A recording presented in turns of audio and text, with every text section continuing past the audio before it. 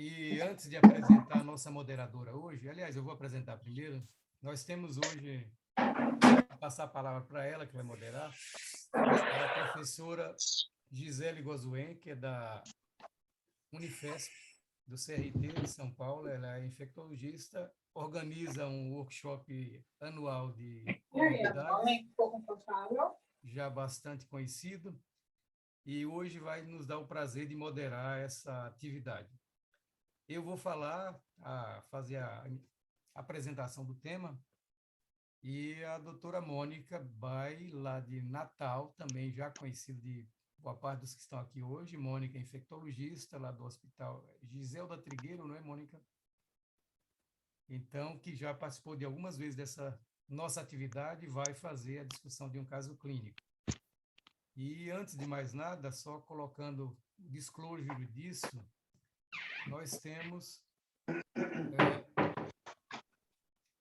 um patrocínio da Fundação Baiana de Infectologia, da GSK Vive, e por isso a gente faz esse slide aqui em reconhecimento disso.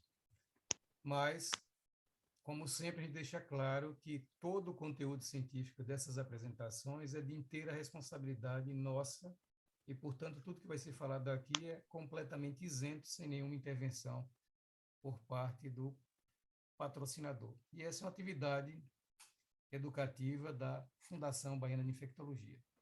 Então, eu vou transferir a coordenação da sessão para Gisele e a gente dá início logo em seguida para não perdermos muito tempo e deixar tempo para o mais interessante, que é a discussão, né? Com certeza. Bom, boa noite a todos, muito obrigada pelo convite, Brits, eu estou muito honrada por participar pela primeira vez desse curso de educação continuada, que também já é consagrado no calendário de todos vocês. E para dar início, então, à apresentação, eu convido, né, o professor Dr. Carlos Brits, que é infectologista e professor titular da Universidade Federal da Bahia. Obrigada. Brits, a palavra é sua. Bom, pessoal, vou compartilhar os slides, a gente já começar a atividade.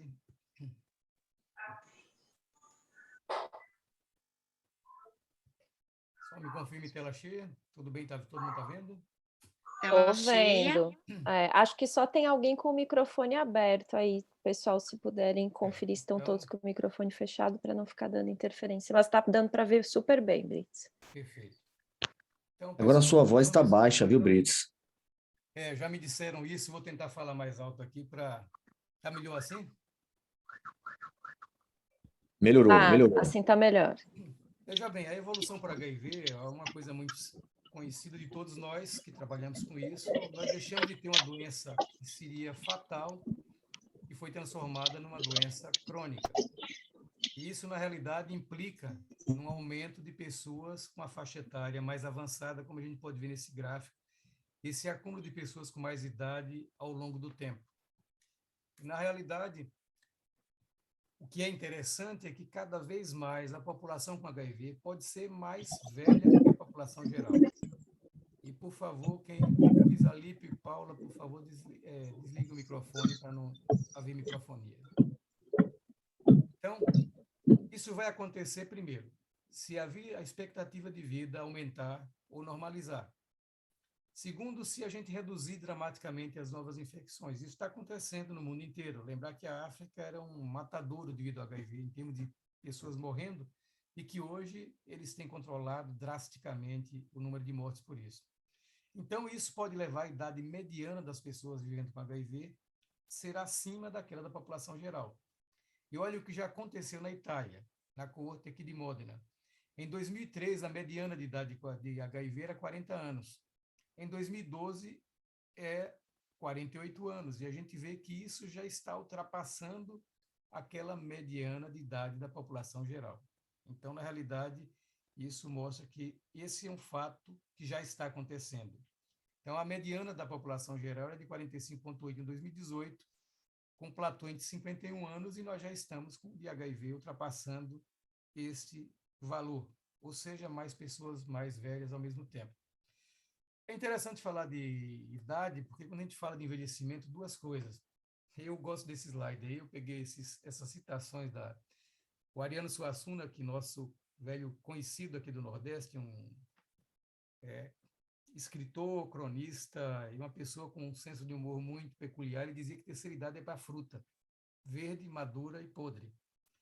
E se a gente for ver, esse é o retrato de uma paciente minha aqui do ambulatório de 52 anos, a gente vê que é uma pessoa que tem uma idade cronológica muito inferior do que ela aparenta. Por outro lado, o famoso arquiteto mundialmente famoso Frank Lloyd Wright dizia que quanto mais ele vive, mais a vida parece linda. E isso está muito mais compatível com o que nós podemos ver nesse vovozinho sarado aqui, dizendo que a ideia é morrer de jovem o mais tarde possível. Então, são dois extremos que a gente vê cotidianamente no paciente com HIV. Então, algumas premissas básicas que nós temos que trabalhar com essa população. Aumenta a expectativa da vida com terapia antirretroviral, mas ainda não estão, de modo geral, tão aumentadas quanto da população em geral. Principalmente quem começa o tratamento mais baixo ou aqueles falhados, aqueles pacientes que começam o tratamento, falham e depois voltam a fazer resgate e eles entram em desvantagem em termos de sobrevida. As pessoas idosas também podem ser diagnosticadas mais tardiamente e já tem uma infecção pelo HIV mais avançada no momento do diagnóstico. São as apresentações tardias, difíceis de tratar. E há uma resposta imunológica menos robusta nessa população e você tem uma probabilidade deles já terem mais tratamentos prévios. E isso significa que se ele pegou tratamentos muito anteriores, a toxicidade desses tratamentos podia ser bastante importante. Então, qual é o impacto do aumento da expectativa de vida sobre a prevalência e os tipos de comorbidade? Então, a gente pode ver que comorbidade em população com HIV, em qualquer faixa etária, é maior do que a população controle. Aqui nós podemos dizer que menor do que 40 anos, as pessoas com HIV, 20% já têm uma ou mais comorbidades. Na população sem HIV, só 10%. E, na verdade, quando a gente vai avançando na faixa etária, vocês veem que acima de 60 anos, só 20% dos HIVs não têm comorbidades, contra 40% dos sem HIV. Ou seja, mais ou menos o dobro de comorbidades na população com HIV daqueles 100. Então, isso se explica por algumas coisas. A comorbidade vai depender do estilo de vida do indivíduo, de sua genética e tudo mais. O estilo de vida é preponderante nisso. O vírus, se não é tratado, pode levar a inflamação crônica. Então, pode aumentar o risco de comorbidades. E a terapia antirretroviral, a depender do que você escolha, ela pode contribuir para essas comorbidades na população. Então, você tem algumas outras coisas aqui de envelhecimento que são compartilhadas, tanto por quem tem HIV, mas por idosos saudáveis, só que uma faixa etária mais avançada. Então, você perde diversidade imunológica. Células naíves diminuem, células T de memória, o telômero encurta e a função monocitária diminui. Isso aumenta a frequência de células CD8 diferenciadas, senescentes e monócitos ativados. O que quer dizer inflamação? Defeitos imunes. Esses pacientes diminuem a capacidade replicativa dessas células, perdem a vigilância de tumores e proteção contra patógenos, e tem como consequência inflamação crônica. E você pode ter menor resposta vacinal. Por que é que a gente hoje o idoso é prioritário para receber os reforços de Covid? Porque eles têm uma resposta menor, têm mais infecções e vão ter doenças mais transmissíveis associadas à idade. Quando a gente observa as mais comuns em HIV, aparece disparado aqui no canto direito hipertensão, diabetes e cá à esquerda doenças cardiovasculares e hepatite C. No meio do caminho, abuso de álcool, quando é maior no paciente com HIV, e você vai ver HBV é basicamente paciente HIV. E a gente vê que essas diferenças podem ser bastante expressivas, como na hepatite C, por exemplo, abuso de álcool. E mesmo em diabetes, que você tem 2% de diferença aí, pelo menos. E em nosso meio? Esse é um estudo que eu participei alguns anos atrás, que foi feito com a Jéssica, da Universidade de Vanderbilt, e onde a gente avaliou em 5 cidades aqui do Brasil, 5 capitais, a prevalência de doenças não transmissíveis. E a gente vê que aqui a prevalência de 2 ou mais em negrito vai aumentando ao longo do tempo. 3 ou mais aqui em cinza escuro vai aumentando ao longo do tempo também. E isso vai principalmente em pessoas com mais de 50 anos de idade. E nesse estudo, quando a gente observa quem é que tem mais essas alterações, as mulheres se destacam. basicamente porque elas têm mais osteoporose, que foi o fator determinante para as mulheres serem mais suscetíveis a essas doenças do que os homens nesse estudo. Esse outro estudo a gente fez aqui basicamente em Salvador, onde nós avaliamos pacientes com mais idade, na verdade, e as características dele. A gente vê, por exemplo, que os fatores para fragilidade nesse grupo eram sexo feminino, presença de dor prévia, uso de não nucleosídeos, isso no grupo de fragilidade e no grupo sem fragilidade, o pré-frágil. O que eram fatores de proteção? Está empregado, mas, na verdade, isso não quer dizer que está empregado protege contra fragilidade. É o contrário. A gente interpreta isso como quem não é frágil tem chance de estar empregado. Quem é frágil não tem saúde para ter emprego. Por isso que ele aparece como fator de proteção, na verdade. Nesse estudo também, nós avaliamos em 3 centros brasileiros, a Gisele participou disso, onde nós fizemos em Salvador, no CRT e na Unifesp, em São Paulo. E a gente viu que da visita inicial, a última visita, você tinha um aumento de quase 8 vezes em cardiopatia, 5 vezes doença coronariana, 3 vezes diabetes, 7 osteoporose, 3 em neoplasias não relacionadas à AIDS e quase 7 vezes em dislipidemia. E nessa época, nós tínhamos apenas 35% dos pacientes nos 3 centros com mais de 50 anos. Provavelmente hoje a gente está aproximando aí de 45%, isso foi 3 anos atrás publicado, mas o estudo foi feito um pouco antes, então essa proporção deve ter aumentado, sem dúvida nenhuma. Nesse mesmo estudo, quase 100% estava em terapia antirretroviral, a grande maioria indetectável, 95% menos de 1.000 cópias, mas na primeira avaliação, só 1/4 dos pacientes tinham medicação para comorbidades. Mas isso sobe para quase 70% na última visita. E foi um período de 10 anos, mais ou menos, entre a primeira e a última nesse grupo. Antihipertensivo aumenta de 12% para quase 28%. E hipolipemiantes de 2,5% para quase 30%. E hipoglicemiantes de 1,6% para quase 20%. Então, a gente vê o que 10 anos de paciente com HIV em terapia antirretroviral pode provocar na vida desses indivíduos. Esse é um outro estudo que nós fizemos também, avaliando os componentes da síndrome metabólica em nossa população aqui no Hospital das Clínicas. E a gente vê que, na realidade, hipertensão, 45% dos pacientes, triglicérides altos, 30%, 39%, diabetes, 13%, barriguinha aumentada, 30% e HDL baixo, 32%. Então, nesse estudo, mais ou menos 38% dos pacientes, 35% a 38%, tinham uma síndrome metabólica diagnosticada. Quando a gente olha a literatura, por exemplo, a incidência geral e específica de comorbidades na corte dos veteranos nos Estados Unidos, um período de 7 anos. E a gente vai ver que, independente do grupo etário, a partir dos 40 anos, o HIV, que é os quadradinhos pretos aqui, começa a se deslocar para cima, enquanto os soronegativos mantêm uma curva muito menos acentuada. Isso para vários fatores. A incidência geral, você vai ter aqui doença renal crônica, você vai ter câncer não definidor de AIDS e câncer definidores de AIDS. Então, em todos, o paciente com HIV, em câncer definidor de AIDS, mesmo antes dos 40 anos, você já tem uma diferença. Então, isso mostra a carga de doença que o paciente com HIV pode trazer só pelo seu diagnóstico. Então, outras razões de risco aqui para infarto, doença renal terminal e câncer. Então, HIV nessa população. Aqui, maior do que 60 anos em HIV negativos. Aqui, diabetes, doença renal crônica, tabagismo, hipertensão. Aqui, basicamente, todas essas coisas associadas. Negro também um pouquinho aqui. E aqui, baixo IMC, menor, HIV negativo de novo, mais do que 60 anos, e o positivo também mais do que 60 anos, isso para câncer, por exemplo. Então, aqui diabetes, aqui na realidade, doença cardiovascular, aqui doença renal crônica e aqui o risco de câncer. Então, a gente vê que HIV está sempre presente como um fator de risco para essas coisas. O problema é que não é só ter comorbidade. Comorbidade encurta a vida do indivíduo, como é uma coisa mais ou menos intuitiva. Então, se nós vamos ver aqui nos pacientes com doenças não transmissíveis, os controles estão aqui em cima, e se o paciente só com HIV positivo tem hoje uma sobrevida igual ao controle. Se ele tem fator de risco, a sobrevida cai. Se ele tem comorbidade, cai mais ainda. E se ele, além de tudo, usa álcool e usa drogas, ele cai a quase 0 a sobrevida depois de 60 anos de idade.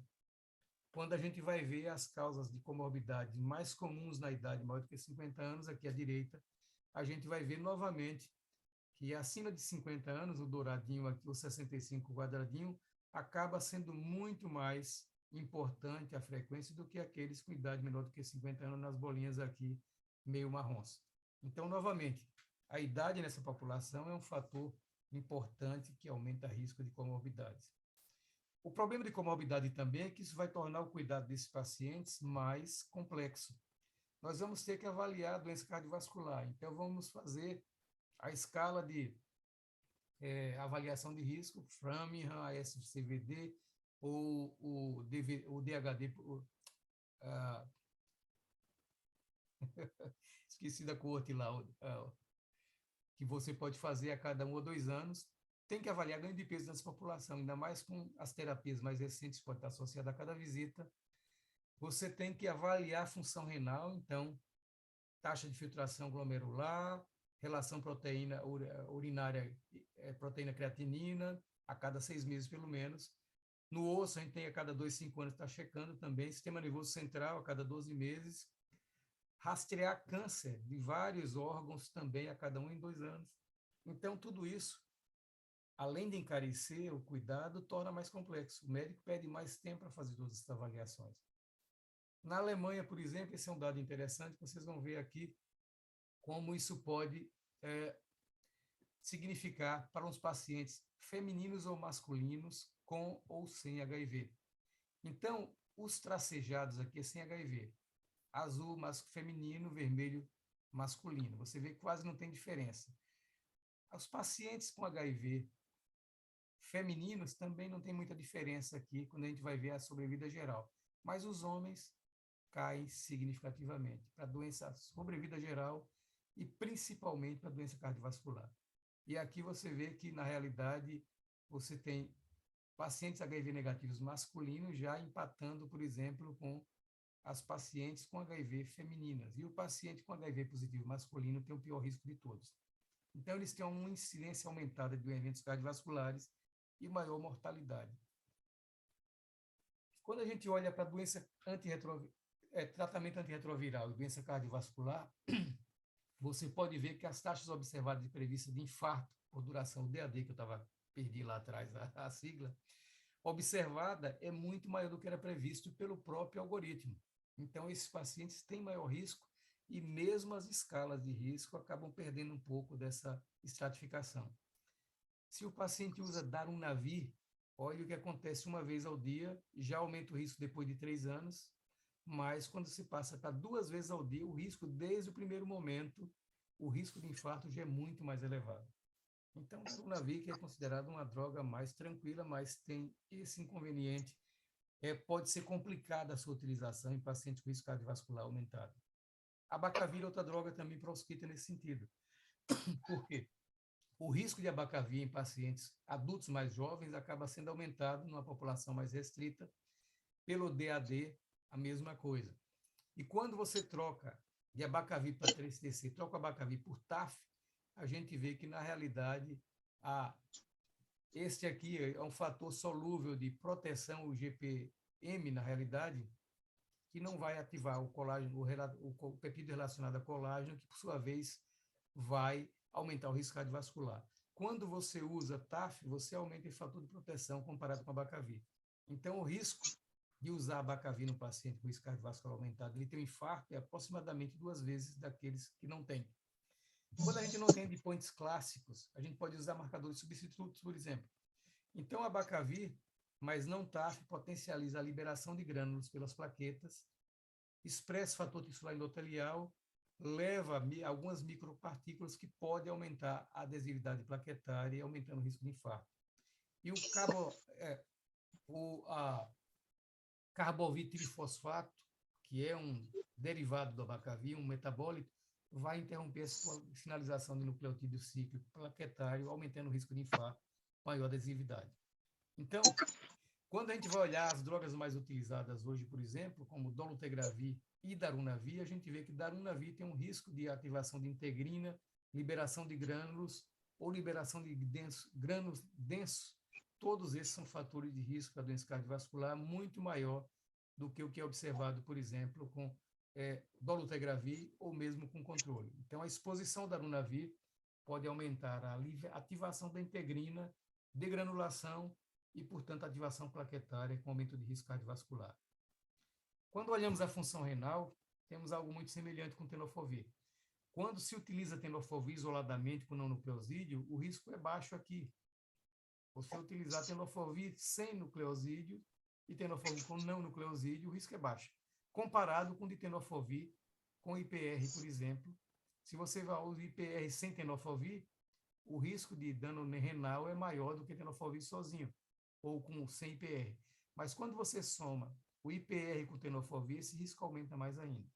De qualquer forma, a gente vê que qualquer uso de tenofovir tem uma curva de aumento de risco de doença renal.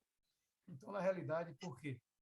O tenofovir que nós utilizamos, o disoproxil de fosfato, ele tem um acúmulo no plasma extremamente elevado e essa excreção vai ser toda direcionada para o túbulo proximal renal e essa grande quantidade de droga vai lesar o tubo e isso vai fazer doença renal nesses pacientes, principalmente quando eles têm uma predisposição para apresentar esse risco. Então, na realidade, o tenofovir é mais provável, inclusive, de provocar doença nos pacientes mais magros, então a relação peso, por exemplo, é importante. Quando você para de usar tenofovir, tem uma recuperação, mas essa recuperação é limitada. E aqui nós vemos, por exemplo, a taxa de filtração glomerular com TAF, usado desde o início, ela aumenta um pouquinho. Com tenofovir, depois de 1 ano e meio, você já tem uma diferença significativa. E quando você tem uma taxa de filtração glomerular, isso aqui é de 60 e 90, já abaixo de 60, o que acontece com TAF? Você melhora quando você troca para TAF. Mas, se você continua com tenofovir, isso vai caindo ao longo do tempo, piorando, portanto, a função renal desse paciente. Densidade óssea é outro problema, também com tenofovir. Principalmente quando você tem o paciente HIV positivo, a gente vê aqui, na realidade, que ela é muito maior do que os HIV negativos que usaram para PrEP, por exemplo. Então, o tenofovir tem 12% a mais de chance de disfunção óssea, e quando você usa tenofovir com IPR, novamente, você vai ter 16%, um aumento de 25%, portanto, para aquele dano ósseo que tenofovir sozinho pode ocasionar. Uma outra coisa que passa despercebida de modo geral, mas esse é um dado que a gente encontra numa literatura relativamente recente, 2014, uma série de autópsias nos Estados Unidos, eles avaliaram autópsia 199 de 2011 e viram, na realidade, que os pacientes com uso crônico de inibidor da protease apresentavam sinais de doença de pequenos vasos a nível cerebral.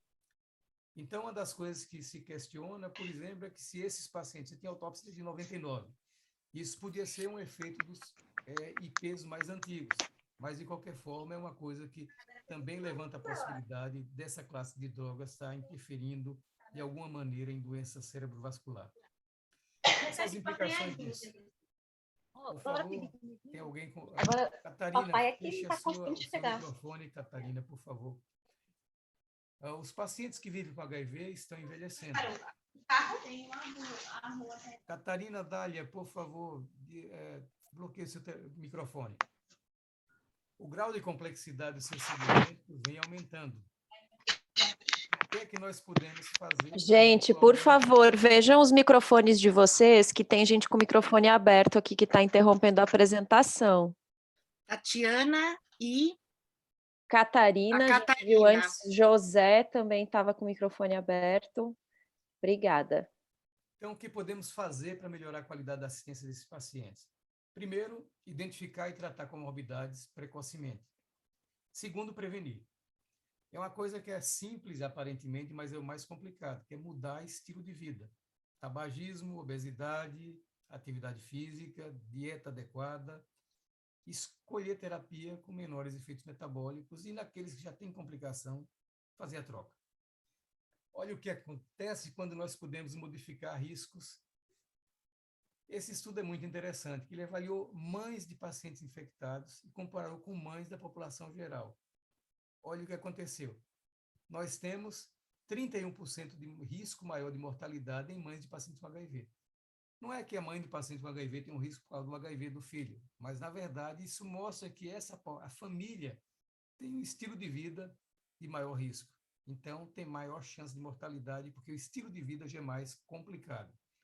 Então, algumas coisas básicas: interromper tabagismo, moderar álcool, otimizar peso, atividade física regular, vacinar esses pacientes. Por exemplo, HPV aumenta o risco de câncer anal. Se você vacinar essa população, você pode diminuir esse risco. Então, são medidas que você pode fazer para prevenir esses problemas. Então, por exemplo, homens de 40 anos com HIV, a mortalidade cumulativa estimada por câncer de pulmão para fumantes pesados e moderados e leves que continuaram a fumar foi de 29%, 23% para os moderados e só de 19% para os fumantes leves. Quem cessou o tabagismo aos 40 anos, ela cai para 8%, 6% e 4%. Para quem nunca fumou, 1,6%. Mas olha aqui, fumante pesado, parar de fumar até os 40 anos. Esse manual foi a historiadora americana Maura. Domitila, por favor, feche o seu microfone. Cai de 29% para 8%. Uma queda de mais de 3 vezes. Os que fumantes moderados caem de 23% para 6%. E os leves de 19% para 4%. Então, isso é um ganho extremamente importante, só interromper esse fator de risco. E pode chegar perto daquela da população geral, que é de 1,6%. Estatina. Estatina é associada à redução da mortalidade em vários estudos, mas esse aqui, na realidade, mostra que quando você usa estatina, combinado ou não, mas estatina intensificada, você reduz significativamente aqui, ó, a combinação atual de terapia hipolipemiante importante. Você vê zero praticamente a mortalidade. E os que nunca usaram terapia hipolipemiante têm uma mortalidade que é mais de 20% maior. Então, na realidade, essa diferença pode ser muito grande. E você pode prevenir alguns problemas desses pacientes com simplesmente uma medida simples como tratar de disbidemia. E olha o que acontece aqui. Isso foi apresentado na COI uns anos atrás, é um slide muito interessante. Aqui você tem, num paciente com HIV, aqui uma placa coronária bem visível. Depois de um ano, essa placa desaparece. Exatamente quando você compara placebo, você tem a placa com obstrução e isso não desapareceu ao longo de um tempo. Então, a estatina reduz a mortalidade e alto risco, ela é segura, bem tolerada de modo geral e pode, portanto, minimizar esse tipo de problema. Então, tratar precocemente o HIV. As mudanças imunológicas são similares da idade. Se você tiver ativação imune e inflamação devido ao vírus, vai melhorar, mas pode não normalizar, independente de você usar mais ou menos antirretrovirais. A relação CD4-CD8, que pode refletir essa resposta imune normal, na população geral, a imunossenescência é um marcador, vai predizer mortalidade por qualquer causa. Na população com HIV, essa baixa relação está associada com imunossenescência e inflamação continuada. Isso é um preditor de mortalidade e morbidade não relacionada à AIDS. Pode continuar a normalizar até 15 anos depois de terapia antirretroviral bem-sucedida. Hepatite C impacta negativamente essa normalização em nosso meio e o impacto dos antirretrovirais pode diferir. Inibidores integrados, de modo geral, comparados com efavirenz ou com IPR, geralmente apresentam menos efeitos metabólicos e, portanto, podem contribuir para diminuir essa morbimortalidade relacionada a doenças não transmissíveis. E a supressão com a terapia atual, o impacto é neutro. Se você escolher bem os antirretrovirais que você vai utilizar, você não vai ter impacto metabólico significativo. Então, no início da terapia, vamos avaliar de modo adequado, estimar o risco do paciente para escolher a melhor terapia. Monitorar toxicidades. Tem problemas, as regras de parada. Lá no guideline europeu tem isso muito bem explicado, a toxicidade renal e óssea, quando você tem que parar. Revisão de risco regular e repetida, estimar risco cardiovascular, risco de fratura e o risco calculadora de risco para doença renal crônica. Que aqui nós temos, por exemplo, essa recomendação da Sociedade Americana de Rim, onde você vai estratificar o risco de doença renal, baixo risco, alto risco. Se tem baixo risco, você vai seguir o que até o guideline diz. Se ele tiver alto risco, você vai evitar todas aquelas drogas associadas com nefrotoxicidade para diminuir o risco de complicação desses pacientes. Então, acho que esse é meu último slide e a gente fica à disposição para perguntas e depois discutir o caso que Mônica vai apresentar daqui a pouco também. Então, está aberto aqui para perguntas. Brits, excelente apresentação. Brits, nesse trabalho seu que você fez, você colocou diabetes 13%, realmente em relação às outras comorbidades é a menor de todas. Existe uma preocupação com o pré-diabético, né, que os endócrinos avaliam isso, já começam a tratar. Teve alguma questão relacionada a isso, pré-diabético, diabético, nesse seu estudo, nessa avaliação? Como esse era um estudo para a gente definir comorbidade sem sombra de dúvida, nós trabalhamos com o diagnóstico de diabetes mesmo, já estabelecido. Provavelmente, se a gente fosse incluir pacientes de risco, aumentaria mais ainda essa taxa, Clóvis. Mas essa é uma preocupação. Eu tenho muitos pacientes em acompanhamento que você tem que observa já sinais de resistência insulínica aparecendo ao longo do tempo, que você começou a escapar. Antes que ele se torne diabetes franco, a gente tem que iniciar pelo menos metformina, alguma medida as medidas de mudança de estilo de vida para tentar prevenir o estabelecimento do diabetes franco propriamente dito. E isso muitas vezes funciona. Às vezes o paciente consegue perder peso e isso na realidade leva à redução da gordura intraabdominal, vai diminuir o risco de diabetes, com certeza. Ok, obrigado. Você frisou bastante, Brits, a questão da mudança no estilo de vida, né? E às vezes no dia a dia a gente até se cansa, porque os nossos pacientes são seguidos cronicamente, né, por nós, e muitas vezes a gente chega a pensar em desistir do paciente, porque toda consulta você repete a mesma coisa, mas eu já tive inúmeras gratas surpresas de pacientes que eu já acompanho há mais de 15, 20 anos e que depois de todo esse tempo resolveram mudar verdadeiramente, como, por exemplo, cessando o tabagismo, cessando a dependência química, né, de álcool e outras drogas ilícitas. Então, eu acho que é um trabalho de formiguinha, mas que, com certeza, se a gente, como médico, perseverar no segmento desses pacientes, uma hora eles vão se conscientizar de que isso realmente faz diferença. E você falou das equações para cálculo do risco. Se você mostra para esses pacientes o quanto diminui, por exemplo, o risco de uma doença de infarto nos próximos 10 anos, só pelo fato dele parar de fumar, parece que quando ele materializa essa diferença, né, a gente consegue provar para ele que vai fazer diferença, ele se conscientiza mais rapidamente. Então, acho que é algo que realmente a gente precisa fazer. Eu vou ver se mais alguém quer fazer algum comentário ou alguma pergunta, porque senão eu vou ficar falando aqui, porque eu adorei sua apresentação e como trata de todas as comorbidades, praticamente, tem muita coisa para a gente discutir. Mas eu vou deixar a plateia participar um pouquinho mais.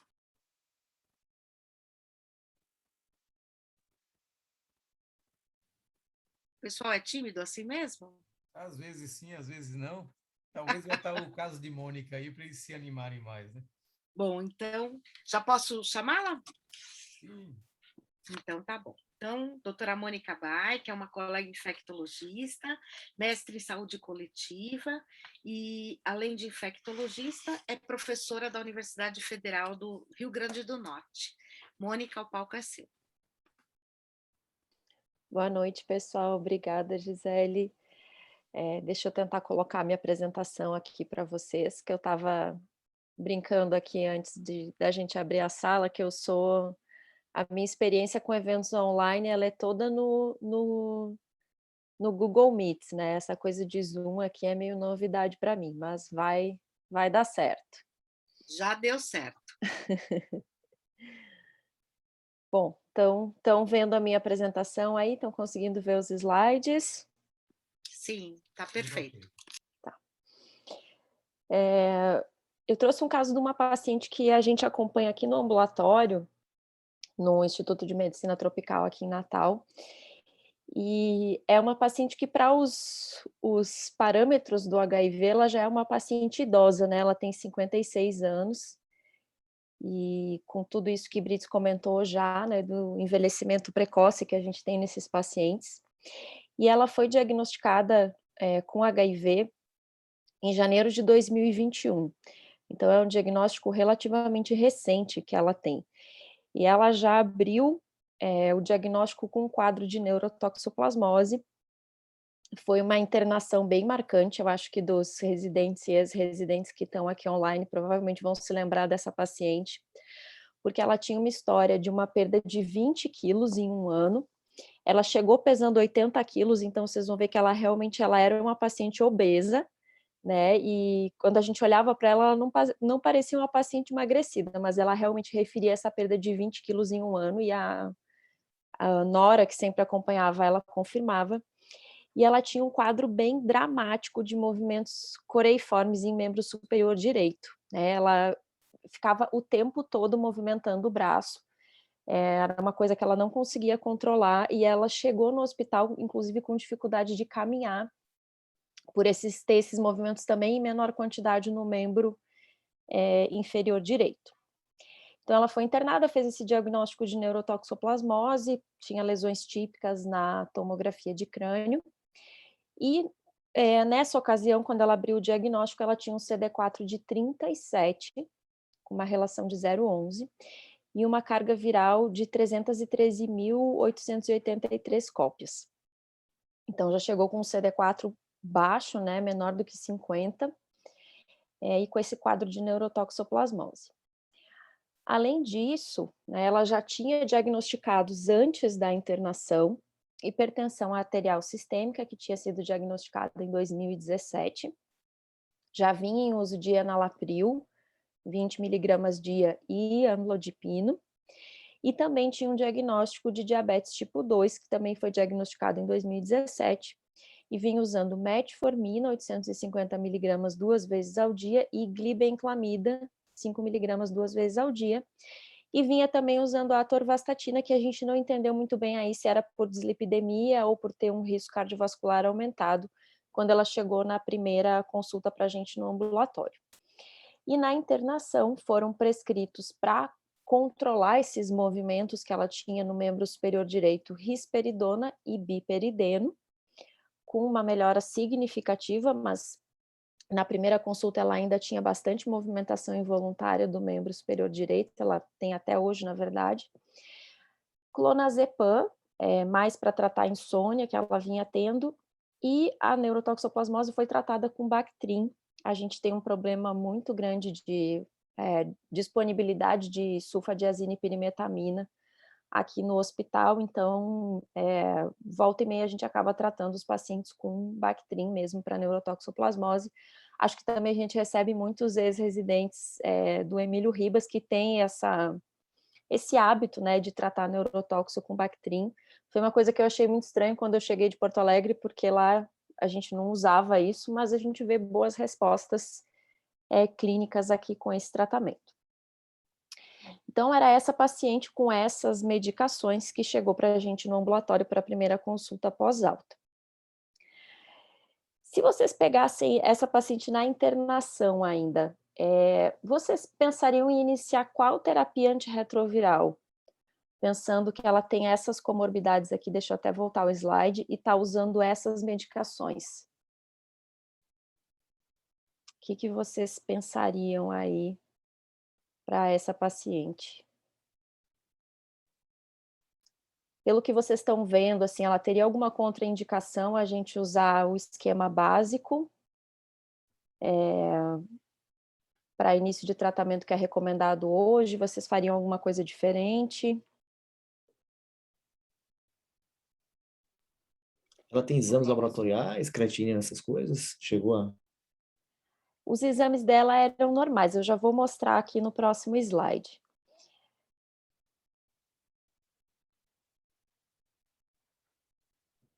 É o tradicional mesmo, o de escolha, de primeira escolha. A princípio, sem problemas, né? Para a gente iniciar o esquema padrão para ela. Ó, ela tinha uma creatinina de... Pode falar, Brits. Você tem... Como é que você pensaria? Você disse esquema padrão, Claudício, mas como você veria, por exemplo, o uso de metformina, ela está usando 1,7 gramas com dopamina. Tem razão. Tem a questão do metformina. O que é que você faria numa situação como essa? Diminuiria a dose, não é isso? Da metformina? Você acha que isso continuaria funcionando? Você acha que sabe lá o que é que vai acontecer? Vamos ver aí. Eu acho que de escolha mesmo, não tem muita escolha para iniciar, não. Inicialmente. E foi o que ela usou, na realidade. Isso, foi o que foi feito para ela na internação, né? Essa primeira consulta foi em maio de 2021 e tinha sido iniciado na internação em março, tenofovir, lamivudina e dolutegravir. Ela tinha uma creatinina de 0,7 na época, com um clearance estimado de 97. Teve uma boa resposta, porque em questão de 2 meses, o CD4, que era 37, subiu para 200, e a carga viral, que era aquelas 300 e tantas mil cópias, já veio indetectável. Trazia sorologias, né, de hepatite B e hepatite C não reagentes, então também não tinha evidência de vacinação para hepatite B. E já tinha ganho peso, né? Então, daqueles 80 quilos que ela tinha na internação, ela já estava com 83, a altura dela 1,53 m, que já dava um IMC de 35 aqui. E a pressão arterial dela na consulta estava 130/80, então, a princípio, controlada. E ela referia nesse momento tontura e mal-estar com o uso das medicações. Então, ela estava usando tudo aquilo que a gente viu lá no slide anterior, referia uma melhora significativa dos movimentos coreiformes. E como o Claudilson já adiantou, né, e Brits, não atentaram para esse detalhe aqui na internação, que ela estava com metformina 850 miligramas, 2 vezes ao dia. E metformina não é uma contraindicação a gente usar dolutegravir, mas a gente tem que fazer um ajuste na dose, né, e de preferência usar no máximo 1 grama a dia, 500 miligramas 2 vezes ao dia. E, na verdade, foi isso que a gente fez nessa primeira consulta, né? A gente entendeu que essa queixa de tontura e mal-estar que ela tinha, que ela associava com a tomada das medicações, ela não sabia precisar que medicação era, porque, né, enfim, ela tomava tantas, mas ela associava que ela tomava medicação e um tempo depois ela sentia essas tonturas e mal-estar. Então, a gente imaginou que ela estava fazendo quadros de hipoglicemia, né, associada a essa combinação, e nesse momento reduziu a dose da metformina para 500 miligramas 2 vezes ao dia. Optou por manter as demais medicações, né, orientar para fazer dieta e exercícios, porque ela já tinha ganho 3 quilos nesse período, né, da internação ao momento da primeira consulta, e encaminhou para avaliação com nutricionista. Gente, fiquem à vontade, viu? Se vocês quiserem interromper a qualquer momento, fazer algum comentário, alguma pergunta, por favor. Já encaminharam essa paciente para vacinação nesse momento? Nesse momento não, porque ela tinha a primeira medida de CD4 acima de 200. Então, a gente pediu que ela trouxesse o cartão de vacina que ela dizia que tinha em casa, para a gente ver como é que estava a situação, e colocou no plano para na próxima consulta encaminhar ela para vacinação. Ela tinha aquele CD4 inicial de 37, né, e veio com essa primeira medida de 200 nessa primeira consulta de ambulatório. E aí a gente agendou um retorno mais breve para ela em função de todas essas questões, né, que tinham ficado pendentes e dessa queixa que ela tinha de tontura e mal-estar, para ver se isso realmente ia melhorar com a intervenção que a gente estava fazendo naquele momento. Então, ela volta, né, em agosto de 2021, ainda usando todas aquelas medicações, é que ela já está com Bactrim profilático na dose de 1 comprimido só 1 vez ao dia, reduziu a metformina para 500 miligramas 2 vezes. E aí, nessa consulta, ela refere uma melhora significativa da tontura e do mal-estar. Na verdade, ela não estava se queixando mais, né? Ela disse que quando a gente ajustou a medicação, ficou tudo bem. Ela teve uma melhora no CD4, né? Nessa segunda medida já vinha 351 células, com uma relação de 0,24. trazia de novo a carga viral indetectável, e aí nessa consulta a gente já tinha... agora acho que parou a interferência. A gente já tinha mais exames dela, né? A gente já pediu exames para avaliar em relação à diabetes também, como é que estava esse controle. E nessa consulta, a creatinina, que era 0,7, já veio 0,9, né? Calculando o clearance aqui, já deu 71. Já acendeu uma luz assim para a gente, né? Será que essa função renal vai continuar desse jeito? Vai continuar aumentando essa creatinina? Ela trazia uma glicemia de jejum de 115, com uma HB glicada de 6,8. Então, a princípio, o controle do diabetes ficou adequado, né, com esse ajuste que a gente fez na metformina. Tinha ganho mais 5 quilos da consulta anterior para essa consulta, então com IMC de 37. Não foi a consulta com a nutricionista, não mudou a dieta, né? Ela vem geralmente à consulta com uma nora que entrega tudo que ela faz de errado, né? Então a nora mesmo disse, olha, ela não está cuidando da alimentação, ela já estava com bem menos limitação de movimento, então a gente estimulou, ela mora num sítio, que ela fizesse caminhadas dentro do terreno do próprio sítio, né, se movimentasse para tentar evitar, né, esse ganho de peso que ela vinha tendo. Pressão arterial seguia 130/90, então bem controlada também. E nesse momento a gente suspendeu o Bactrim, que ela já tinha 2 medidas de CD4 acima de 200 e já por um período maior que 3 meses entre elas, e manteve as demais medicações. Nesse momento aqui, alguém já teria feito alguma coisa diferente em relação a esses exames dela? Teria mudado alguma medicação? Feito alguma outra intervenção? Eu gostaria de saber se foi feita alguma avaliação em termos de saúde óssea para essa paciente, uma vez que ela é idosa, né, como a gente já comentou, você já comentou, e porque ela é hipertensa, ela, apesar da creatinina normal, né, em todas essas medidas apresentadas, a gente já observa uma diminuição importante, né, da taxa de filtração glomerular estimada. Então, eu queria saber se foi feita alguma avaliação nesse sentido, ou até mesmo dosagem de cistatina C, eu, particularmente, adoraria que ela tivesse feito uma urina de 24 horas, para a gente ver se tinha aí uma hiperfosfatúria. Foi feita alguma coisa? Não, a gente até solicitou densitometria óssea para ela, mas a gente tem muita dificuldade de conseguir esse exame aqui no estado. A gente só tem, se não me engano, são só 2 locais que fazem pelo SUS no estado todo, né? Então é complicado, né? Mas foi solicitado sim, assim como foi solicitado que ela fizesse avaliação ginecológica para rastreamento de câncer de mama.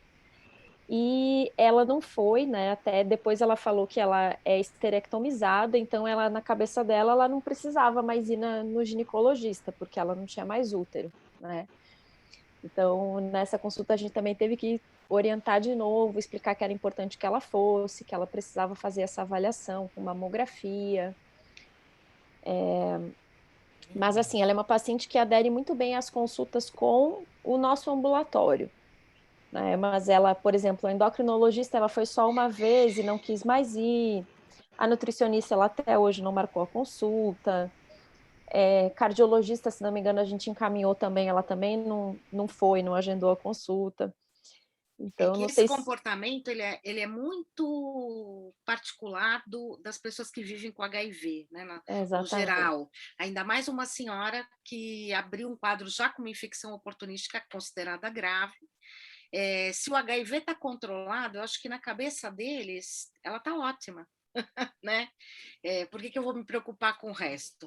Na verdade, é quase que se eles dissessem para a gente, né? Você que se preocupe, né? Que você que é a médica, é mais ou menos isso, pelo menos que eu sinto assim nos pacientes que eu sigo, e muito provavelmente com essa sua paciente aí não foi diferente, né? Você tem uma paciente com a polifarmácia, né? Em primeiro lugar, ela tomar Então, 3, 6, 8 medicamentos diferentes. Tomar, além disso, mais o antirretroviral, então são 10 medicamentos diferentes. Então, já é uma tarefa difícil. E ela está mantendo a pressão dentro do limite de normalidade, pelo menos no limite superior à mínima aí, mas está razoável.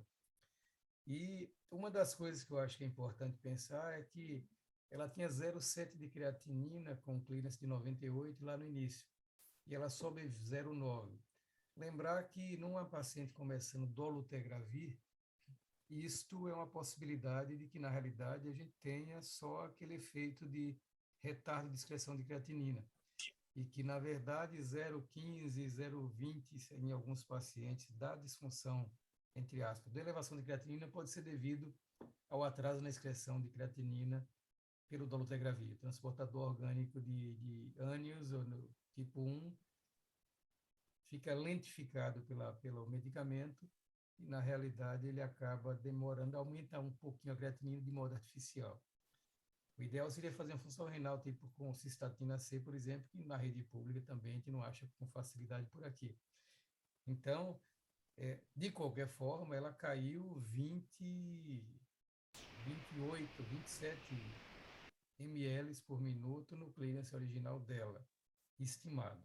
Então, isso é importante a gente ficar de olho nisso, porque você está direto e você não tem um peso tão interferindo nisso aí, mas, eventualmente, essa interferência do dolutegravir poderia explicar essa diferença no clearance, mas a ser acompanhado. No sumário de urina, Mônica, ela tem alguma coisa nessa altura? Não, Bretes, não. tem que... Bretes, Oi. desculpe, tá ouvindo? Então, Eu acho que seria interessante avaliar a perda de proteína renal dessa paciente, né? isso Isso que nós estamos dá para a vendo gente aí. ter... Ela tem um sumário de urina aí, eu perguntei, mas está aqui na minha frente. Sumário de urina É, sempre não tem. alterou em nenhum momento o sumário de urina dela. A gente não tem como fazer, a gente não teve como fazer uma avaliação mais detalhada. Acho que a gente não chegou a solicitar. Eu tô falando a relação proteína-creatinina na avaliação dessa paciente. Isso vai dar uma correção nessa dificuldade que a gente tem de avaliar a creatinina de acordo com o uso do dolutegravir. Eu acho isso um exame essencial num paciente desse para a gente estimar o risco de doença renal. Mas também, olha, a gente pode aguardar, como o Brits colocou, porque a tendência é que essa creatinina volte ao valor basal ou pelo menos estabilize, né? E a gente está falando aqui de uma segunda consulta ainda. Isso. É claro que todas essas avaliações que foram citadas são importantes, né? Dentro do possível. E chamando atenção para o que o Brits também comentou com a questão de polifarmácia, a gente está vendo aqui, ela está com subdose de 2 antihipertensivos, então talvez valesse a pena a gente diminuir a quantidade de medicação de modo a manter essa pressão estável, né? Que 13 por 9 está no limite superior, né, da normalidade. Talvez valesse a pena tentar baixar um pouquinho mais, até para poupar nefropatia hipertensiva. Alguém já sugeriu aí, acho que Juliana, tirar o tenofovir, simplificar, né? Para melhorar a situação. Seja uma alternativa. No chat tem essa sugestão aqui, na verdade, de pensar em simplificar a terapia para dupla terapia dolutegravir 3-TC. Sorologia negativa para hepatite B, absolutamente sim. Ela perguntou se a sorologia era negativa para hepatite B, eu respondi que sim. Sim. E assim, mais uma vez. Será que seria interessante você pensar em simplificação já de cara agora nessa paciente que acabou de começar a terapia? Eu acho que se não tiver uma justificativa definida para isso, eu particularmente eu acho um pouco temeroso essa questão da terapia dupla. A gente sabe que é uma alternativa importante, muito utilizada na atualidade, mas definitivamente ela não é para todo mundo. Queria ouvir a opinião dos colegas também a respeito disso. Se nós considerarmos que estudos como o Gemini mostraram que começar a terapia com 2 drogas é igual a 3 drogas, teoricamente você poderia ter começado nessa paciente com 2 drogas. Ela tem um CD4, tinha um CD4 inicial mais baixo, aquele grupo que ficou pouco claro no estudo, porque o N era muito pequeno. Mas eu acho que começar a dupla terapia nela estaria bem tranquilo. Ou seja, trocar agora, eu levantei essa questão do tempo, porque isso fica na cabeça da gente lá das experiências anteriores. Ou seja, no passado a gente tinha que ter 6 meses de detecção para pensar em simplificar a terapia, porque os esquemas anteriores eram esquemas menos potentes, com menor barreira genética e mais chance de falha quando você não respeitava esse período. Todo mundo lembra do Switch Merck, aquele estudo que, com raltegravir, lopinavir, por exemplo, que teve um índice de falha muito elevado. Por quê? Pacientes tinham mutações de resistência a outras drogas previamente, não só a lamivudina, e a maioria deles tinha menos de 6 meses de indetecção. Com dolutegravir e lamivudina, a história é diferente. É um esquema de potência virológica já comprovada, barreira genética aumentada, e se você começa o tratamento e funciona bem, não tem por que você pensar que no indetectável ele vai funcionar de modo diferente. Então, Juliana, eu acho que você poderia fazer essa alternativa sim, sem dúvida nenhuma, porque nós estamos respaldados pelas evidências. Se você quer fazer uma simplificação mais precoce, não haveria problema. A questão é que essa paciente tem a coisa curiosa aí do efeito protetor, provavelmente. Nós não vimos a questão da dislipidemia nela, mas com esse peso IMC de 37, usando estatina, ela seguramente tem dislipidemia previsível. E nesse caso, a tenofovir até teria aquele efeito hipolipemiante aí. E lembrar que quando você tira a tenofovir, há uma tendência de ganho de peso, porque você elimina em alguém que já está com 87 quilos e beirando os 40 de IMC, isso é outra coisa para ser considerada. Mas seguramente não estaria incorreto ou criticável você simplificar essa terapia agora, se houvesse uma necessidade nesse sentido. Só lembrando que só pelo fato dela ser diabética, ela já é considerada de alto risco para doença cardiovascular. Isso, vocês já adiantaram aí várias discussões, né? Mas, assim, nesse momento aqui, a gente optou por ser um pouco mais conservador. Ela não tinha ainda 6 meses de carga viral indetectável, né? E ela era uma paciente que abriu o diagnóstico com CD4 menor que 50. Como acho que foi até o Brits que comentou no início, a gente olhou para essa alteração da creatinina e pensou, não, vai que isso é só alteração do dolutegravir, vai estabilizar, né? E aí a gente não vai precisar mexer no esquema antirretroviral dela. Ela nos passa a impressão de ser uma paciente que realmente toma todas as medicações, né? O problema dela é mais com as mudanças no estilo de vida. Mas realmente a gente não atentou naquele momento que o tratamento da hipertensão dela poderia ser otimizado, né? A gente poderia aumentar a dose do enalapril, suspender a amlodipina, deixar ela só com um antihipertensivo para tentar diminuir um pouco essa quantidade de medicações todas que ela toma, mas isso também não era uma queixa dela, né? Apesar de todos esses comprimidos, isso não era uma coisa que ela reclamava na consulta. Eu tenho que tomar muitos comprimidos, né? Isso não era exatamente um incômodo para ela. Então, a gente optou por não fazer nenhuma mudança aqui, né, e observar como é que ela ia evoluir até a próxima consulta. E aí, no próximo retorno que ela vem, que já foi agora em fevereiro desse ano,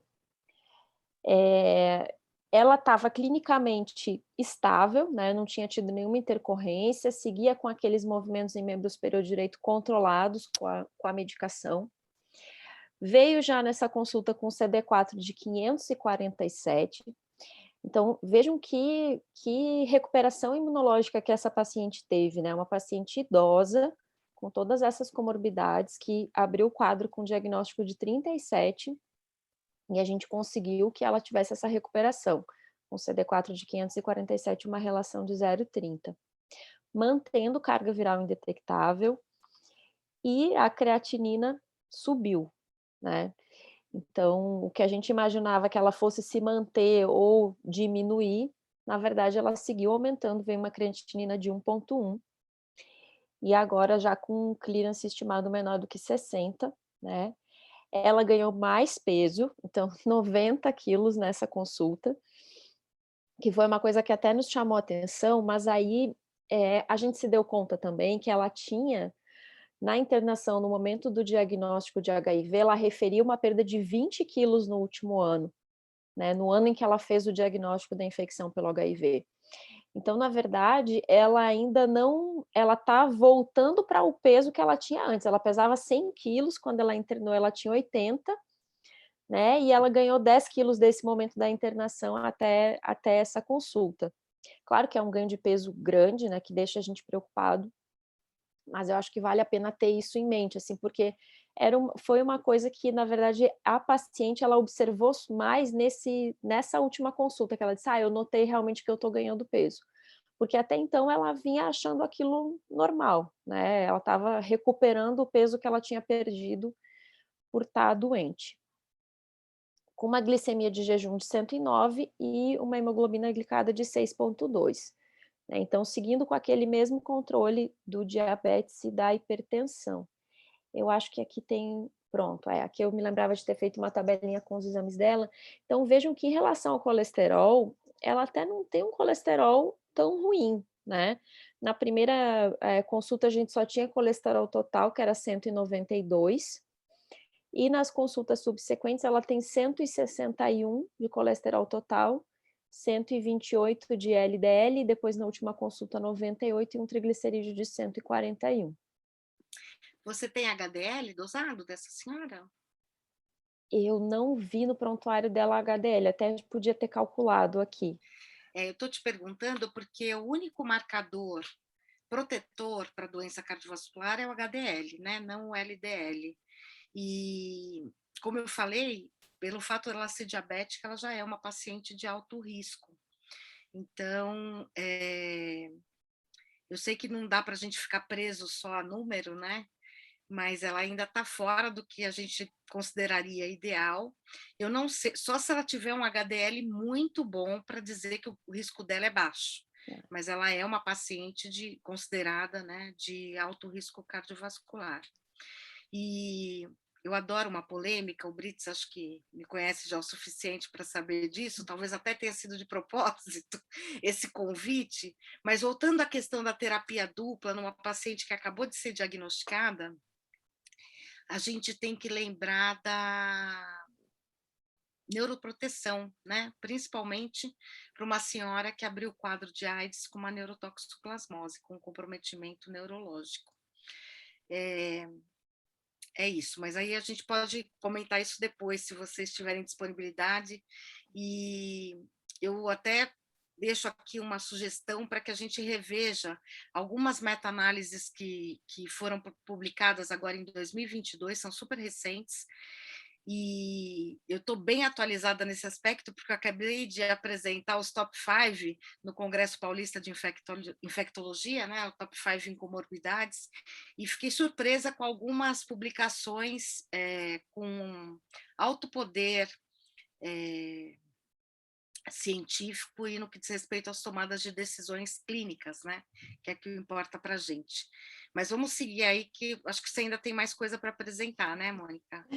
E aí tem, né, o último retorno dela, ela trouxe esses exames e aí a gente ficou com pensando o que fazer com ela, né? Ela teve essa piora progressiva da função renal, parecendo ter um diabetes bem controlado com as medicações que ela está usando, com aquela dose que a gente precisou reduzir da metformina, não pareceu ter um impacto significativo nesse controle. Controle da hipertensão, a gente poderia ajustar melhor os antihipertensivos dela, mas a gente até pediu na última consulta para ela fazer um monitoramento ambulatorial e trazer, né, para ver como que estava se comportando, já que ela não vai no cardiologista, que sobrou para a gente, né, para ela trazer um controle para a gente ver como estava se comportando essa pressão em casa. Com o CD4 já de 547, carga viral indetectável desde o início do tratamento, aqui ela já tinha mais de 6 meses, então de carga viral indetectável. Com esse ganho de peso, que foi de 10 quilos desde que ela teve alta, né, mas lembrando que ela tinha perdido 20 quilos antes da internação. Então ela era uma paciente obesa, continuou sendo obesa, né, e essa polifarmácia. E aí o que a gente optou por fazer para ela foi, realmente simplificar o tratamento, né, aqui só para a gente revisar as medicações que ela estava tomando. E a gente optou então por deixar ela com dolutegravir e lamivudina, pensando em diminuir o impacto na função renal, e pensando também que outras opções que a gente teria para fazer para ela, né, a gente vai trocar o tenofovir por AZT, vai trocar para darunavir, né, será que isso não aumentaria risco cardiovascular, teria mais interferência metabólica, ela já é hipertensa, já é diabética. E também ficou com essa questão, né, que eu achei ótimo que o Brits já trouxe, pensando que impacto vai ter no peso essa retirada do tenofovir para essa paciente.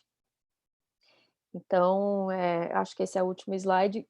Ficou essas questões aí para a gente comentar em relação a esse caso, né? Acho que algumas vocês até já trouxeram aí ao longo da apresentação. Mas então, Gisele, a sua sugestão não seria fazer terapia dupla para ela, não seria fazer essa simplificação. Não, na verdade, naquela segunda consulta de ambulatório, né? Você não me trouxe nada em termos de densidade óssea, e até o momento, partindo do princípio que vocês consideraram que a hipertensão está controlada, e ela não tinha nenhum sinal na urina 1 que pudesse fazer com que pensássemos que isso podia ser por conta de disfunção, de mau controle do diabetes e da hipertensão, ok, tirar o tenofovir, tá? Agora, eu não queria perguntar para você como é que está o peso da paciente agora, eu não sei quando foi a última consulta dela agora, mas eu queria dizer para vocês, que tem um estudo multicêntrico prospectivo chamado RESPONDE, que eu não sei se vocês já tiveram a oportunidade de ler, mas vale a pena, foi publicado agora em junho na Lancet HIV, foi avaliado mais de 30 mil pacientes portadores de HIV, e o problema né, a conclusão desse estudo que me deixou muito preocupada é que no segmento desses pacientes, os inibidores de integrase imputaram um aumento no risco de infarto, AVC ou procedimento cardiovascular invasivo nos primeiros 2 anos de uso, tá? Esse é a primeira conclusão. Com relação à doença renal, o maior problema é que, às vezes, a gente só se atenta para fazer cálculo de clearance estimado quando o paciente está com a creatinina alterada. E aí, fatalmente, a gente perdeu o timing de fazer qualquer tipo de intervenção. Então, o legal é fazer o que você já vem fazendo, que é fazer esse cálculo à medida que esse paciente vem em retorno às consultas, independentemente da creatinina tá dentro do valor considerado normal ou não. Por quê? Essa paciente, da primeira consulta para a segunda, como o Brits colocou, ela já teve uma perda maior do que 25% da taxa de filtração glomerular. E a gente, mas a creatinina era 0,9, ok, mas assim, não dá para a gente achar que isso é normal, né?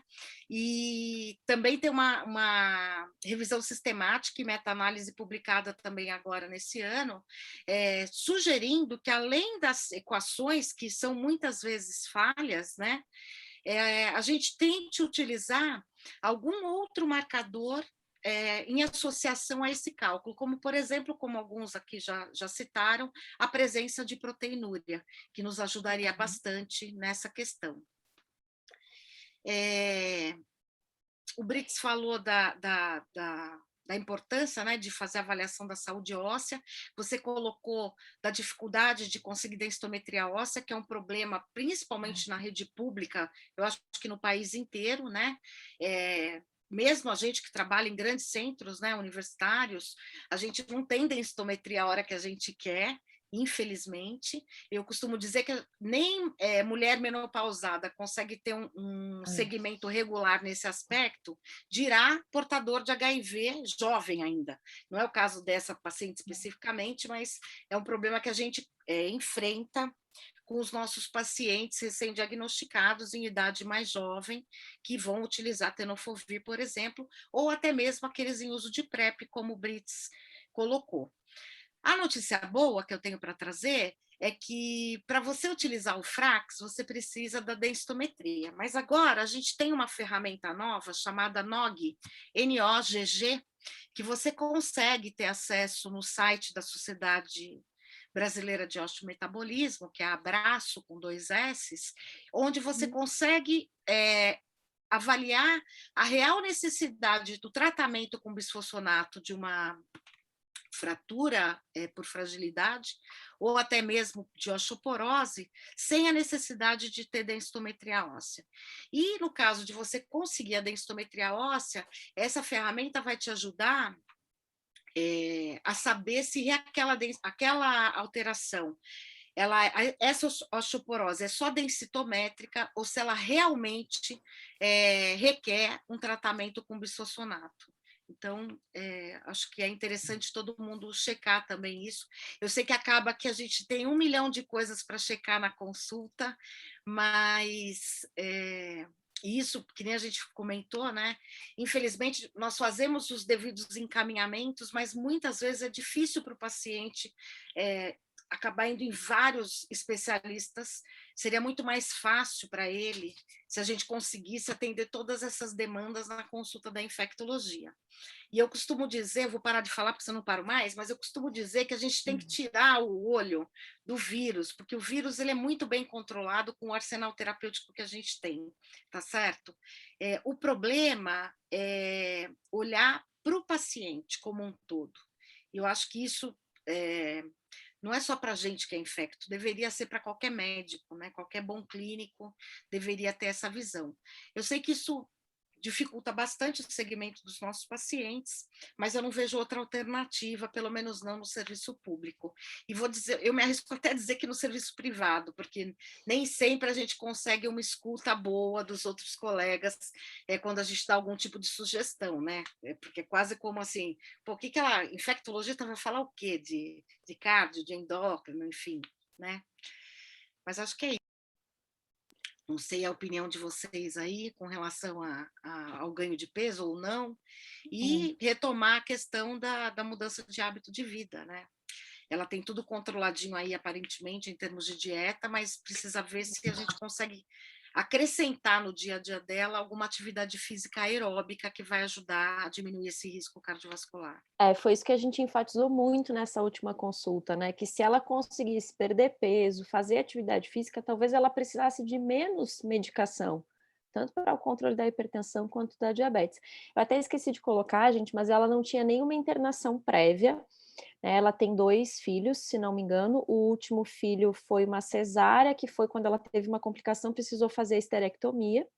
Mas ela, assim, nunca tinha tido nenhum problema de saúde. Ela fez esse diagnóstico de hipertensão e diabetes, que ela já tinha uma história familiar, e aí lá no interiorzinho dela, na UBS, foi feito esse diagnóstico.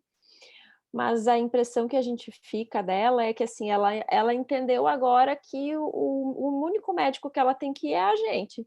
Então ela vem para as consultas do ambulatório de HIV, né, e assim, não, aqui que eu venho, aqui que tudo se resolve, aqui que eu pego as receitas de biperideno, da risperidona, e, né, assim, a gente ficou, como você falou, a gente ficou com essa responsabilidade de dar conta, né, de tudo isso, e do HIV ela vai muito bem, obrigado, né, esse é o menor dos problemas dela nesse momento, recuperou CD4, tá com carga viral indetectável, desde que iniciou a terapia antirretroviral. Então... se a gente olhar só para o vírus, essa mulher não tem nada, ela está ótima, né? Exatamente. Eu acho que um aspecto importante aí é essa questão o infecto ele tem que ser o centro de referência desses pacientes. No meu ambulatório, eu digo para os meus residentes, para de ficar mandando paciente para tudo quanto é especialidade, porque a menos que seja absolutamente necessário, se força o paciente a uma via crucis, filas no hospital, filas de marcação, tudo mais. Então, no geral, a gente resolve essas coisas. É por isso que é importante estar discutindo aqui comorbidades, para a gente aprender a manejar um pouquinho isso. A outra coisa, Mônica, até entrando nessa área, eu acho que essa paciente ela está usando risperidona, biperideno e clonazepam. Provavelmente ela não precisa mais disso. Isso foi no momento de crise lá pela Coreia que ela estava apresentando. E esses medicamentos, inclusive, podem interferir no apetite dessa paciente e ganho de peso. Então, eu tenderia a começar a retirar tudo isso. Uma coisa que é difícil você retirar depois é clonazepam, mas que claramente no longo prazo está associada à perda de memória, por exemplo, que já é um problema nos pacientes idosos com HIV mais ainda. Então, eu tentaria eliminar isso e, obviamente, malhar o tempo inteiro aí na mudança de hábito, explicar para ela que realmente o problema maior dela agora é a obesidade. Ela tem que reduzir isso para reduzir o risco de morrer com AIDS controlado, bonitinha, mas morrer de infarto, doença cardiovascular. Então, esse é o desafio, mas eu começaria a limpar essa polifarmácia que ela tem. Ela está tomando coisas demais e provavelmente tem uma boa parte disso aí que ela não está precisando agora. Em relação ao Responde, eu acho que é um sinal. A gente tem que observar isso, mas eu fico com o pé atrás com esses estudos de coorte. A gente viu o Advance lá na África, por exemplo, e ganho de peso. Isso não se repetiu no Brasil. Eu não vejo obesidade mórbida acontecendo nas minhas pacientes, todas usando dolutegravir ou mesmo raltegravir. Não acontece aqui no Brasil. Então, aqui é uma coisa localizada. Eu estou achando que o Responde tem uma série de canalizações, como essas cortes costumam ter, que pode explicar parte desses achados que nós estamos vendo aparecer neste relato específico. E a outra coisa é que você tem um monte de outras cortes sendo avaliadas e que esse dado não aparecia em outros lugares. A gente lembra no início, quando o dolutegravir foi lançado, a questão de eventos psiquiátricos, levando a suspensão, que era 6% a 9%, até 12% em cortes da Holanda e da Alemanha. E quando a gente foi ver, era claramente uma coisa desviada da realidade. Então, eu acho que a gente precisa observar com mais cautela isso, esperar mais dados e, obviamente, ficar atento. Mas, dentro do arsenal que nós temos hoje, eu ainda considero os inibidores de integrase das classes mais seguras em todos esses aspectos. Então, essa paciente vai precisar de ajuste, vai precisar de acompanhamento prévio, vai martelar água mole em pedadura, mudança de estilo de vida, toda a consulta, bater naquilo ali. Um dia ela perde 1 quilinho e, quem sabe, volta até a fazer atividade física. Eu já fico feliz que ela não fuma e não bebe, né? Então já tem, pelo menos isso ela já não tem, né? Já é uma grande coisa em se tratando das pessoas que vivem com HIV. Agora, sabe o que eu ia falar? Pegando um gancho aí no que o Brits falou. Já no limite aí, né? Tá, vou falar só mais isso. Eu queria saber se a gente não consegue fazer um estudo multicêntrico exatamente para avaliar ganho de peso e a ocorrência ou não dessas comorbidades nos nossos pacientes que estão iniciando com o esquema de lame, e dolo. Tinham me dito há um tempão que você, Brits, ia encabeçar esse estudo, não sei se ele começou, se não começou, mas eu estou aqui querendo fazer. Nós estamos com o estudo em andamento, Mônica, inclusive, está... já está andando já? Nós já estamos com 2.000 pacientes envolvidos, a ideia é chegar a 5.000. Então, esperamos que daqui a uns 2 anos a gente tenha respostas para boa parte dessas perguntas em nosso meio. E tem algum centro aqui em São Paulo? O CRT está participando em São Paulo. Só o CRT, tá bom. Bom, se ainda houver possibilidade e você achar que dá para a gente entrar, eu gostaria de entrar com a Unifesp. Vamos conversar a respeito aí. Que bom. Pessoal, muito obrigada. Então, eu espero que tenha sido de grande valia para vocês. Para mim foi muito bom. É sempre bom rever os colegas, ainda que de maneira virtual. E eu espero também ter contribuído de alguma forma. Muito obrigada. Eu que agradeço a Gisele, a Mônica. Foi muito boa a discussão. A gente lembra que nós estamos fazendo a cada 2 semanas, a sessão vai ser em julho, que por motivo de minhas férias e coincidência com uma das sessões que seria próxima ao IAS, a gente não vai ter só dia 12. E dia 12 de julho, já adianto para vocês, vamos ter uma discussão sobre pacientes falhando a terapia com o Ricardo Dias e Estevão. Eu vou moderar e eles dois vão tocar a apresentação e o caso clínico. Então, convidamos já todos vocês de antemão para participarem dessa novo episódio da série HIV número 3. E obrigado a todos que apareceram aqui hoje. E a gente se vê dia 12, no mesmo bate-horário, bate-local. Boa noite. Ótimo, obrigada, Brits. Obrigada a todos. Foi ótima a nossa discussão. Que bom. Boa noite. Boa noite, pessoal.